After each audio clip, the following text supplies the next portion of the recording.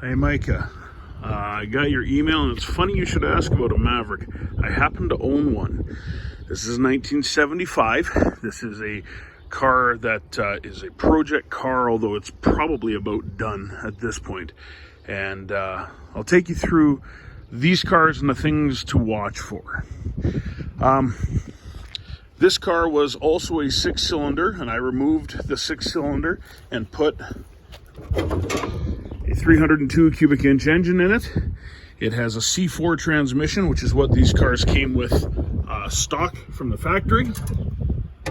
It's a good transmission if it is built up, which mine is. I don't know about the one that you're talking about.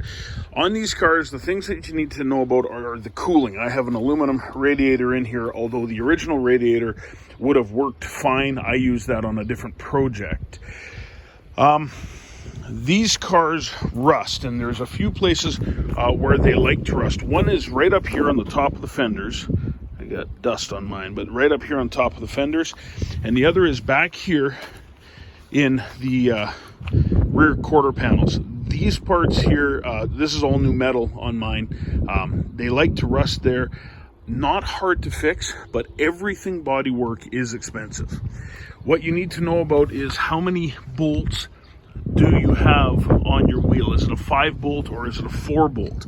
A 4-bolt has a weak differential. The 5-bolt has something called an 8-bolt differential, which is every bit strong enough for anything you're going to do with this car. Another failure point on these cars is if this fender was not here, right through here, there's a drainage hole, and they like to rust out. And when they rust out, when it rains, water comes down into the cowl and pours into the car. That's where you rust out your floorboards. The way you test that is by getting not less than a liter of water and pour it right down here. So what should happen is you pour water down here, you'll see water running out under the fender onto the ground. If you have a hole, you will see water coming out down here, and the floor will be wet. That's an expensive and difficult fix. For me, that's a game ender. Emergency brakes on these things are always frozen. I wouldn't worry about them. Usually the cars come with bench seats. I put in bucket seats. They will usually have a column shifter. I put in a floor shifter, but this one came with a column shifter.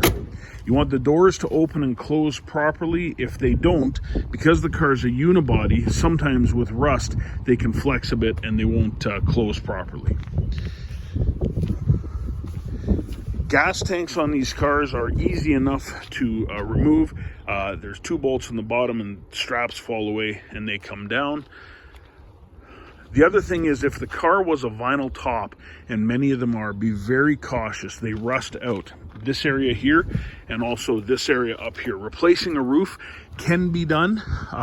I would buy a different car. I'm not sure what else I can tell you about these cars. The suspension is easily purchasable. It's very basic. Brakes, that's all still available.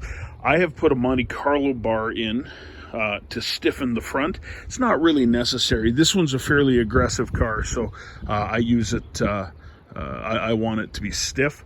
The grills are very brittle. This is a custom grill, and you can see I've got lights, turn signals in there that I use because the originals would come in the grill. Grills are very difficult to find, not impossible, but difficult to find, and so usually you just fab up a different grill.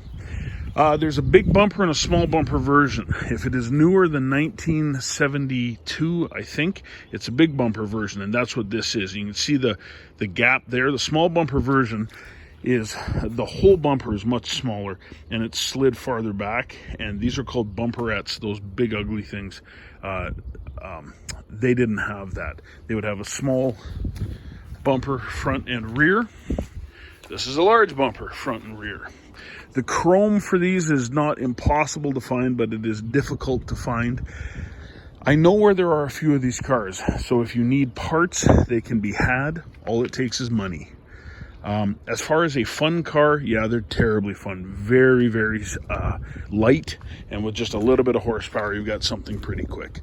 It is sort of the poor man's Mustang, and they're fun. 302 engine, they made them forever. Solid motor. This one's a well-built engine. This one's about 400 horse, but if you just got a 302 out of, goodness, anything, an old pickup truck or whatever, you would have enough horsepower to spin your tires a long, long way. All right, any other questions I can answer for you? They're fun cars. Join the club. We'll welcome you in.